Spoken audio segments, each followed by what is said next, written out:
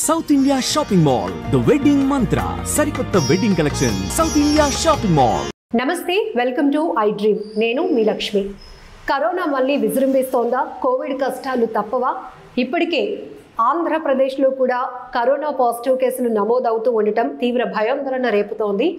విశాఖలో ఒక వివాహితకు corona positive ఉంటే కడపలో మరొక 2 పాజిటివ్ కేసులు నమోదవటం ఇప్పుడు ప్రతి ఒక్కరు కూడా ఒక ప్యానిక్లోనికి వెళ్తున్నారు. దీంతోనే వైద్య ఆరోగ్య శాఖ కూడా అలర్ట్ అయింది. మళ్ళీ మాస్క్ తప్పనిసరిగా ప్రతి ఒక్కరు కూడా పెట్టుకోవాలి, సోషల్ డిస్టెన్స్ పాటించాలి. ఒకప్పుడు కోవిడ్-19 సిచ్యువేషన్లో ఏవైతే మనం కేర్ తీసుకున్నామో అవన్నీ తప్పనిసరిగా పాటించాల్సిందే. కోవిడ్ నుంచి దూరంగా ఉండాలి అంటూ అనేక సూచనలు, జాగ్రత్తలు కూడా ఇప్పటికీ రివీల్ చేయడం జరిగింది.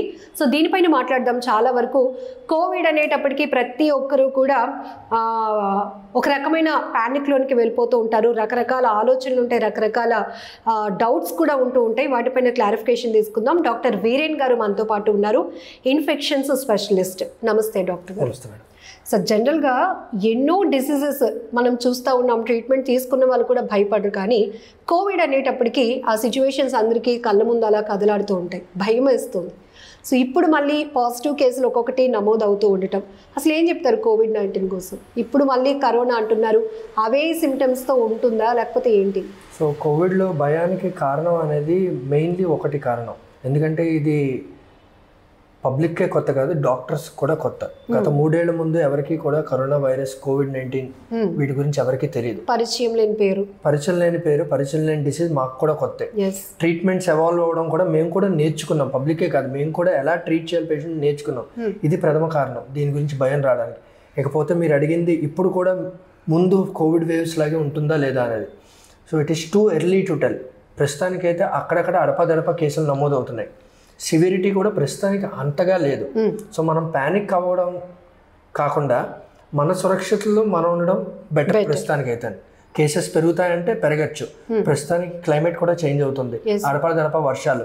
ఇదే టైం వైరసెస్ అన్ని విజృంభించే టైం ఇది. రెస్పిరేటరీ వైరసెస్ అంటారు. కోవిడ్ కానీ, ఫ్లూ కానీ, బర్డ్ ఫ్లూ ఇవన్నీ రెస్పిరేటరీ వైరసెస్, శ్వాసకోశకు సంబంధించిన వైరస్లు. ఇవన్నీ వర్షాలు పడినా, సడన్గా వింటర్ సమ్మర్ నుంచి మెల్లగా రైనీ సీజన్ వింటర్కి వెళ్ళినా అప్పుడు ఎక్కువ విజృంభిస్తాయి. ఇప్పుడు కేసులు పెరగడం కానీ ఇవన్నీ చూడొచ్చు. సివిరిటీ ఉంటుందా లేదా అనేది ఆ మ్యూటేషన్స్ బట్టి, వేరియంట్స్ బట్టి కూడా ఉంటుంది. సో ఇది సివియర్ వేరియంటా కాదా ప్రస్తుతానికి అనేది ఇంకా గవర్నమెంట్ దాని మీద రీసెర్చ్ చేయాల్సిన అవసరం ఉంది. Yes sir. ఇప్పుడు హాట్ సమ్మర్లో కూడా మనకి రెయిన్స్ పడుతూ ఉన్నాయి. దీంతో కూడా కొంతమందికి వైరల్ ఫీవర్స్ వస్తున్నాయి. అంటే ఈ ఇన్ఫెక్షన్స్కి ఇప్పుడు కోవిడ్-19 లక్షణాలకి ఏమైనా డిఫరెన్సియేషన్స్ గమనించవచ్చు అంటారా? ఇక్కడే చాలా వరకు పేషెంట్స్ కన్ఫ్యూజ్ అవుతూ ఉంటారు. అయ్యో, అంటే కోవిడ్-19లో ఎలాంటి సిమ్టమ్స్ ఉన్నాయి, మాకు ఇప్పుడు ఫీవర్ ఉంది, తలనొప్పి వస్తుంది, కాళ్ళు చేతులు పీకుతున్నాయి, అయితే మాకు కూడా పాజిటివ్ ఉంటుందా అనే ఆలోచన ఉంటుంది.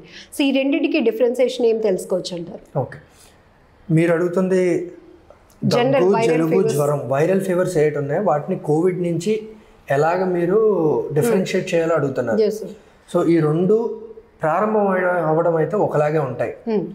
జలుబు, దగ్గు, గొంతు నొప్పి, జ్వరం, ఒళ్ళు నొప్పులు, తలనొప్పి 2 ఒకేలా ఉంటాయి ప్రారంభం అవుతాయి. ఓకే, ఫ్లూ సివియర్ అవ్వచ్చా అంటే ఫ్లూ కూడా అప్పుడప్పుడు సివియర్ అయ్యి జనాలు హాస్పిటల్ అడ్మిట్ అయ్యే పరిస్థితులు అయితే ఉన్నాయి.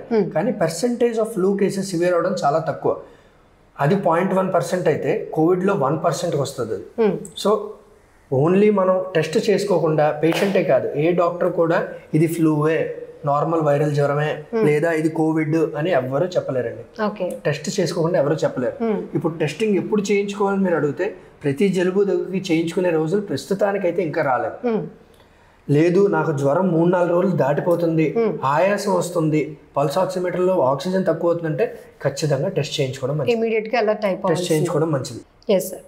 సో కోవిడ్ అనేటప్పటికీ ప్రతి ఒక్కరు వ్యాక్సినేషన్ వేస్తే మనం ఎంత ప్రొటెక్ట్ అవుతామో అని అనుకున్నామో, ఇమ్యూనిటీ పవర్ పెంచుకోవడం కోసం రకరకాల ఎక్స్పెరిమెంట్స్ కూడా చేస్తున్నాం సార్.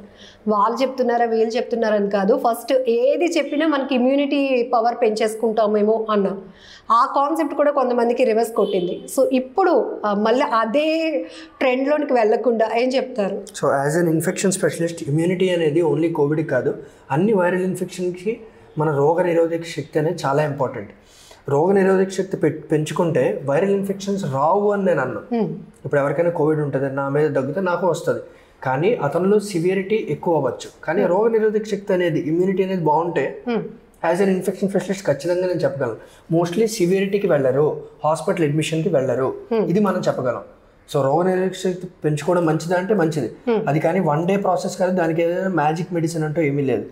ఓవర్ ద టైం మన డైట్లో విటమిన్ సి ఉన్న వెజిటబుల్స్, ఫ్రూట్స్ ఇవన్నీ ఇంక్లూడ్ చేసుకుంటే ఓవర్ 1 to 2 months పెరుగుతుంది. ఇదే కరెక్ట్ టైం అది పెంచుకోవడానికి. సో అందరూ ఫ్రెష్ ఫ్రూట్స్, వెజిటబుల్స్ ఉన్న డైట్ ఇంక్రీజ్ చేసుకుంటే రోజు కానీ అట్లీస్ట్ నిమ్మరసం, మ్యాంగోస్ ఇప్పుడు అవైలబుల్, వాటిలో అన్నింటిలో విటమిన్ సి ఉంటుంది. అవి రెగ్యులర్గా తీసుకుంటే 2 months ఇమ్యూనిటీ బిల్డప్ అవుతుంది. Then chances of you going in to severity తక్కువ అవుతాయి. That is so we can protect our cells by increasing our immunity. Sir, generally seasonal infections అనేటప్పటికి చాలా రకాలు చూస్తూ ఉంటాం. సో ఇప్పుడు పిల్లల్లో ఎక్కువగా మనం చూస్తూ ఉన్నాం. ఎలాంటి ఇష్యూస్ ఉన్నాయి? సో ప్రస్తుతానికైతే మీరు ముందు వచ్చిన కోవిడ్ వేవ్స్ చూస్తే 2 ఏజ్ గ్రూప్స్ మెయిన్గా చెప్పారు. బాగా చిన్నపిల్లలు, వృద్ధులైన వాళ్ళు, వీళ్ళకి బాగా ఖచ్చితంగా సివియరిటీ వస్తుందని చెప్పారు. ప్రస్తుతానికి కేసులు తక్కువ ఉన్నాయి కాబట్టి కమెంట్ చేయడం కొంచెం కష్టం. చిన్నపిల్లలకి ఇంకా ఈ కొత్త వేరియంట్లు చిన్నపిల్లల్ని ఎక్కువ ఇచ్చేస్తే కమెంట్ చేయడం కష్టం. కానీ ఒకటి మాత్రం చెప్పగలం, ఎప్పుడైతే ఇమ్యూనిటీ తక్కువ ఉంటుందో, అంటే చాలా డిసీజెస్ ఉంటాయి వాటిలో ఇమ్యూనిటీ తక్కువ ఉంటుంది. షుగర్ ఉన్నవాళ్ళు, హార్ట్ ప్రాబ్లం ఉన్నవాళ్ళు, ఆల్రెడీ కిడ్నీ ప్రాబ్లమ్స్ ఉన్నవాళ్ళు, డయాలిసిస్ మీద ఉన్నవాళ్ళు, ఇంకేమైనా ఇమ్యూన్ రిలేటెడ్ డిసీజెస్, రొమటలాజికల్ డిసీజెస్ అంటారు, ఆటో ఇమ్యూన్ డిసీజెస్, అవి ఉన్న వాళ్ళకి ఇమ్యూనిటీ ఎలాగో తక్కువ ఉంటుంది. ఆర్ ఇమ్యూనో సప్రెసెన్స్ వాడేవాళ్ళు, చాలా మందికి ట్రాన్స్ప్లాంట్లో అవేవో మార్పిడి చేస్తారు, వాళ్ళకి ఇమ్యూనిటీ సప్రెస్ చేస్తారు, మెడిసిన్స్ ఇస్తారు. వాళ్ళందరికీ అండ్ వృద్ధులకి వీళ్ళకి వస్తే మాత్రం సివియరిటీ ఎక్కువ ఉండే ఛాన్స్ మళ్ళీ ఎక్కువ ఉంది. చిన్నపిల్లలకి ఇంకా ప్రస్తుతానికి తెలియదు కాబట్టి మనం అంత ఎక్కువ దాని గురించి మాట్లాడకూడదు. కేసులు పెరిగే కొద్దీ మనకు అర్థమైపోతుంది. సో మీరు అన్నారు COVID-19 ఫస్ట్ టైం వచ్చినప్పుడు డాక్టర్స్కి కూడా అదొక experiment. So how to treat అనేది మీరు కూడా నేర్చుకొని మాకు చెప్పడం వల్ల మేము అలర్ట్ అయ్యాం. సో ఇప్పుడు ఈ సీజన్లో వస్తున్న కోవిడ్ లక్షణాలు ఇంకా ఫుల్ ఫ్లెజ్డ్గా ఎలాంటి సిమ్టమ్స్ బయటపడటం లేదు కాబట్టి చెప్పలేకపోవచ్చు. కానీ ఎలాంటి అలర్ట్ అంటే కోవిడ్ అనేటప్పటికి ఫస్ట్ అందరికీ గుర్తొచ్చేది మాస్క్, సోషల్ డిస్టెన్స్ అండ్ ఇంకా హైజీన్ మెయింటైన్ చేయటం. ఏం చెప్తారు మీ సజెషన్స్? 2 విషయాలండి. ఒకటి, మనం పబ్లిక్లో ఎలా ప్రవర్తించాలి అండ్ ఇంట్లో ఎలా ప్రవర్తించాలి సిమ్టమ్స్ వస్తే. సిమ్టమ్స్ రాకముందు మనం పబ్లిక్ గ్యాదరింగ్స్ అనేవి ఒకవేళ మీకు కంపల్సరీగా వెళ్ళాలి అంటేనే వెళ్ళండి. Don't go to parks or other public gatherings just because you want to go out. Okay, number 1. రెండోది, ఒకవేళ గ్యాదరింగ్స్ వెళ్ళాల్సి వచ్చింది, పెళ్ళి లేకపోతే ఇంకేమైనా గ్యాదరింగ్ ఖచ్చితంగా మీరు వెళ్ళాలి, మీ ఫ్యామిలీ వెళ్ళాలి అన్నప్పుడు మాస్కులు ధరించడం ఖచ్చితంగా మంచిది. అక్కడ ఎవరికైనా జలుబు దగ్గుంటే ఖచ్చితంగా వాళ్ళ నుంచి కొంచెం దూరంగా ఉండడం మంచిది. రెండోది, మీకు వస్తే సిమ్టమ్స్ మీరు ఎలా చేస్తారు, మిగతా వాళ్ళని ఎలా కాపాడుకుంటారు. మీకు ఏ సిమ్టమ్స్ స్టార్ట్ అయినా, జలుబు దగ్గుతో స్టార్ట్ అయ్యాం అనుకుంది, అది 3-4 రోజులకి ఎక్కువ అవ్వచ్చాము, కానీ మొదటి 3-4 రోజుల్లో కూడా మీరు మిగతా వాళ్ళకి ఇచ్చే ఛాన్స్ అయితే ఖచ్చితంగా ఉంటుంది. సో మీరు ఖచ్చితంగా మాస్క్ వేసుకుని ఇంట్లో కూడా. అండ్ మీరు కోవిడ్ వేవ్స్ గుర్తుంచుకుంటే ఎవరికైతే సిమ్టమ్స్ ఉన్నాయో వాళ్ళు ఒక రూమ్ లో పరిమితం అయ్యేవారు. అది ఇప్పుడు కూడా పాటించడం మంచిది. టోటల్ ఐసోలేషన్ అని మనం అలా భయపెట్టాల్సిన అవసరం లేదు జనాలు, కానీ జాగ్రత్త ఖచ్చితంగా అవసరం. బయట ఉన్నప్పుడు మాస్క్ వేసుకోండి, లోపలికి వచ్చిన ఇంట్లోని మీ రూమ్కి వెళ్ళే ముందు మాస్క్ వేసుకోవడం మంచిది. మీరు ఒకే టేబుల్ దగ్గర అందరూ భోజనం చేసినా సరే ఆ డిస్టెన్స్ చాలు మనం రావడానికి. సో వాళ్ళు వేరేగా ఉన్న సిమ్టమ్స్ తగ్గే వరకు. లేదు నాకు సిమ్టమ్స్ పెరుగుతున్నాయి, 4 రోజులు అయిపోయింది జ్వరం తగ్గలేదు, 5 రోజులు అయిపోయింది జ్వరం తగ్గలేదు, టెస్టింగ్కి వెళ్ళడం మంచిది. అప్పుడే చెప్పారు డాక్టర్స్ అందరూ కూడా, మాస్క్ అనేది మన లైఫ్లో ఇంకా ట్రావెల్ అవ్వాల్సిందే అని. కాకపోతే కాస్త రిలాక్స్ అయ్యాం కాబట్టి మాస్క్ల ఊసలేదు, ఇప్పుడు మళ్ళీ స్టార్ట్ అవుతోంది. ఒకవేళ మనకి ఫీవర్ వచ్చినా మనం మాస్క్ ఇంట్లో పెట్టుకుంటే పక్కన ఉన్న వాళ్ళు ఎవరైనా అయ్యో వీళ్ళ ఇంట్లో కోవిడ్ కేసు ఉందేమో అని అనుకుంటారేమో అని చెప్పి చాలా వరకు ఇలాంటి కేర్ తీసుకోవడానికి కూడా అలా భయపడుతూ ఉంటారు. బట్ వెరీ క్లియర్గా మీరు ఏం సజెస్ట్ చేస్తారు? సో మాస్కింగ్ అనేది ఇప్పటి వరకు జనాలకి అర్థమైందని అనుకుంటాను, ఎందుకంటే ఆల్రెడీ మనకి ఎక్స్పీరియన్స్ ఉంది 2 Covid waves. Covid is no more a new disease, number 1. That is an advantage. ముందు నేను చెప్పినప్పుడు అప్పుడు అందరికీ కొత్త, డాక్టర్స్ కొత్త, ఇప్పుడు మాకు కొత్త కాదు.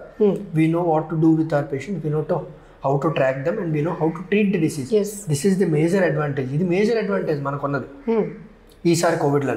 సో కంగారు పడాల్సిన విషయం లేదు, కానీ మన కుటుంబ సభ్యుల్ని కాపాడుకోవడానికి మన రెస్పాన్సిబిలిటీ అది. పబ్లిక్లో కూడా మన రెస్పాన్సిబిలిటీ. సో మాస్క్ ధరించడం ఆల్రెడీ అందరికీ అలవాటు అయిపోయింది. అండ్ అంతగా జలుబు దగ్గు బాగా ఇది వస్తుంది అంటే అప్పుడు చేతులు కడుక్కోవడం ఎలాగో నేను చెప్పాల్సిన అవసరం లేదు. శానిటైజర్లు మళ్ళీ వాడకంలోకి వస్తాయి అండ్ వాడకంలోకి రావాలి కూడా. అండ్ మీరు హాస్పిటల్స్ ఎక్కడైనా ఎవరైనా అడ్మిట్ అయినప్పుడు కూడా హాస్పిటల్స్లో ఉంటాయి ఖచ్చితంగా మాస్క్, శానిటైజర్, ఈ రెండు అందరూ వాళ్ళ షేప్లో పెట్టుకుని తిరగాల్సిన టైం వచ్చేసింది. ఎస్ సార్, మీరు ఎక్స్క్లూజివ్లీ ఇన్ఫెక్షన్స్కి ట్రీట్ చేస్తూ ఉంటారు కాబట్టి, స్పెషలిస్ట్ కాబట్టి, ఇన్ఫెక్ట్ అయిన తర్వాత ట్రీట్మెంట్ ఇది సెకండ్ థింగ్. కానీ అసలు ఇన్ఫెక్షన్స్ ఎందుకు వస్తాయి సార్? జనరల్గా మనం చేసే మిస్టేక్స్ ఏంటి డైలీ లైఫ్లో? అంటే ఇన్ఫెక్షన్స్ వచ్చాక సివియర్ అవ్వడం రెండు విషయాలు మేడం. ఇన్ఫెక్షన్స్ రాకుండా ఉండాలంటే మన రోగ నిరోధక శక్తి కానీ మన హెల్త్ కానీ పీక్ లెవెల్స్లో ఉండాలి, పారామౌంట్ లెవెల్స్లో ఉండాలి. అప్పుడు ఇన్ఫెక్షన్స్ మ్యాక్సిమం మనం ప్రివెంట్ చేయగలం. ఓకే, అలాగని ఇప్పుడు దోమ కొడితే మలేరియా వస్తుందంటే వస్తుంది, మీ ఇమ్యూనిటీ ఎలా ఉన్నా మలేరియా వస్తుంది మేడం, ఎలా ఉన్నా వస్తుంది. సో మిగతా ఈ వైరసెస్ లాంటి వాటిని కొంచెం మనం కాపాడుకోవడం. అండ్ ఒకవేళ ఇన్ఫెక్షన్ వచ్చినా సివియర్గా ఉండకూడదు అంటే మీ ఇమ్యూనిటీ బాగుండాలి. ఓకే, ఇమ్యూనిటీ తక్కువైన వాళ్ళకి ఇమ్యూనిటీ ఎక్కువ, ఇద్దరికి ఇన్ఫెక్షన్స్ వస్తాయి. కానీ ఇమ్యూనిటీ తక్కువ ఉన్న వాళ్ళకి, రోగ నిరోధక శక్తి ఎవరికి తక్కువ ఉంటుందో వాళ్ళకి చాలా సివియర్ అవుతుంది అది. ఓకే, సో సివియర్ అవుతే లైఫ్ థ్రెటనింగ్ ఉంటుంది. జనరలీ మన బాడీ పార్ట్స్లో దేని ద్వారా ఎక్కువగా ఇన్ఫెక్షన్స్ రావడానికి అవకాశం ఉంటుంది? సో ఇన్ఫెక్షన్స్ అనేవి ప్రతి బాడీ పార్ట్ని, ప్రతి అవయవాన్ని, లైక్ ఎక్కువ నెయిల్స్ అని చెప్తా ఉంటారు కదా సార్, మనం తీసుకునే ఫుడ్ నుంచి. లేదు, ఫుడ్ ఇన్ఫెక్షన్స్ అనేవి ఓన్లీ పొట్టకి సంబంధించింది. ఇన్ఫెక్షన్స్ బ్రెయిన్ నుంచి కాలు వరకు ఎక్కడైనా రావచ్చు. బ్రెయిన్ ఇన్ఫెక్షన్ బ్రెయిన్ ఫీవర్ అని పిలుస్తారు, ఎన్కెఫలైటిస్ అని పిలుస్తారు. ఓకే, బ్రెయిన్ ఇన్ఫెక్షన్ అది. దాని తర్వాత కిందకు వస్తే మీకు హార్ట్ లో ఒక ఇన్ఫెక్టివ్ ఎండోకార్డిటిస్ అని ఇంకో ఇన్ఫెక్షన్ ఉంది. లంగ్స్ లోకి వస్తే న్యూమోనియా అని ఉంది. పొట్టలోకి వస్తే పొట్టలో ఇన్ఫెక్షన్స్ ఉన్నాయి, జెనైటల్ ఇన్ఫెక్షన్స్ ఉన్నాయి, హెచ్ఐవి ఉంది, లైంగికంగా సంక్రమించే ఇన్ఫెక్షన్స్ ఉన్నాయి. కాళ్ళలో డయాబెటీస్ వాళ్ళకి అల్సర్స్ ఏమైనా దెబ్బ తగిలితే హీల్ అవ్వవు, ఆ డయాబెటిక్ ఫుట్ ఇన్ఫెక్షన్. సో ఇన్ఫెక్షన్లు ఒక్కటే మొత్తం బాడీలో ఏ అవయవాన్నైనా ఇది చేయగలిగింది ఇన్ఫెక్షన్స్. సో ఏ అవయవాన్నైనా రావచ్చు. ప్రతి ఇన్ఫెక్షన్కి అది ఒక ప్లేస్ ఉంటుంది. ఫర్ ఎగ్జాంపుల్ కోవిడ్ మెయిన్లీ ఏ అవయవాన్ని ఇన్ఫెక్ట్ చేస్తుందో నేను చెప్పక్కర్లేదు, లంగ్స్ ఇన్ఫెక్ట్ చేస్తుంది. అలాగే ప్రతి బ్యాక్టీరియాకి, ప్రతి ఇన్ఫెక్షన్కి బాడీలో ఒక పార్ట్లోకి వెళ్ళి కూర్చుంటుంది అది. అలాగే సో ఇన్ఫెక్షన్ అనేది ఏ బాడీ పార్ట్ అయినా ఇన్ఫెక్ట్ చేయొచ్చు. మెయిన్ థింగ్ 1 to 1 అంటే ఒకరి నుంచి మరొకరికి వ్యాప్తి చెందడానికి రీజన్ మెయిన్గా మనం దగ్గిన, తుమ్మిన ఇతరుల పైన ఎక్కువగా ఎఫెక్ట్ చూపిస్తుంది కాబట్టి ఫస్ట్ మనం మాస్క్ వేర్ చేయడం అనేది బాగా నేర్చుకున్నాం. సో ఈ రకంగా ఇలాంటి ఇన్ఫెక్షన్స్ నుంచి దూరంగా ఉండాలన్నా రెగ్యులర్ లైఫ్లో ఏ ఫుడ్ ఎక్కువగా మనం తీసుకుంటే ఇమ్యూనిటీ ఇంప్రూవ్ చేసుకోవచ్చు? రోజు మీ డైట్లోని ఫ్రెష్ ఫ్రూట్స్ అండ్ వెజిటబుల్స్ ఖచ్చితంగా ఇంక్లూడ్ చేయండి. అండ్ ఏదైనా విటమిన్ సి సప్లిమెంట్స్ కూడా అవసరం లేదు మీకు. విటమిన్ సి సప్లిమెంట్ సింపుల్ నిమ్మరసం, అది అన్ని సీజన్స్లో దొరుకుతుంది మీకు. నిమ్మకాయ అనేది, ఇప్పుడు మామిడి పళ్ళు ఉన్నాయి, నెక్స్ట్ ఆరెంజెస్ వస్తాయి. ఇవన్నీ విటమిన్ సి పుష్కలంగా ఉండే ఆహారాలు. ఇవి రోజు ఇంక్లూడ్ చేస్తే that it self will improve your immunity. మళ్ళీ మనం పర్టికులర్గా ఫుడ్ సప్లిమెంట్స్ ద్వారా తీసుకోవాల్సిన అవసరం లేకుండా మన ఇంట్లో వేరేగా అవసరం. ఇది మీరు పాటిస్తే రెగ్యులర్గా పాటించాలండి. దీనిలో ఇంపార్టెంట్ రెగ్యులారిటీ. ఏదో ఒకసారి ఇది మెడిసిన్ టాబ్లెట్ కదా ఒకసారి తీసుకున్నా అయిపోయింది. రెగ్యులర్లీ మీ డైట్లో ఉంటే ఎలాంటి ఇన్ఫెక్షన్స్ మీ సివియరిటీ నుంచి అయితే కాపాడతాయి maximum. Okay, so thank you sir, thank you so much. నమస్తే.